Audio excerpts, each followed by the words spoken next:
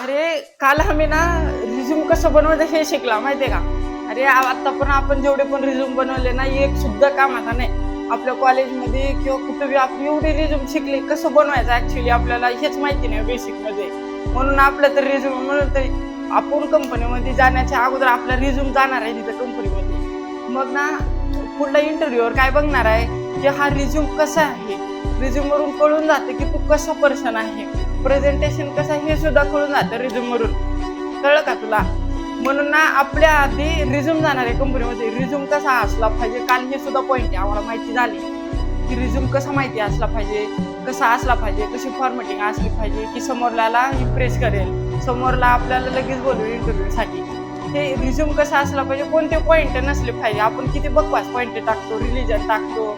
Religion टाकायची काय गरज आहे? परत मॅरेजचा आपण हे टाकतो की आपण मॅरेज आहे का अनमॅरेज आहे म्हणून, ते टाकायची काहीच गरज नाहीये. हा ते सुद्धा टाकू शकतो. कारण की मी एक इंटरव्ह्यूअर आहे आणि तू मला रिझ्यूम दिलाय तर तुझ्याकडे स्किल आहे ना भरपूर, मग मी तुला काय नाही घ्यायचं हा प्रश्न आहे. जर समज तू नॅशनॅलिटी टाकला, तू हिंदू नाही, तू दुसरे काही दुसऱ्या कास्टचे, मला कास्टचं काय देणं घे नाही, तुला येतं ना काम, भेटलं काम, मग मी तुला काय नाही घ्यायचं असे. मग रिझ्यूम कसं बनवायचं हे मी तुला सांगतो एकदम परफेक्ट पॉईंट मध्ये. आजचा व्हिडिओ येईल पुढल्या नेक्स्ट मध्ये, लगेच फॉलो करून ठेवा आम्हाला. आणि तुम्हाला व्हिडिओ आवडला तर नक्की लाईक करा.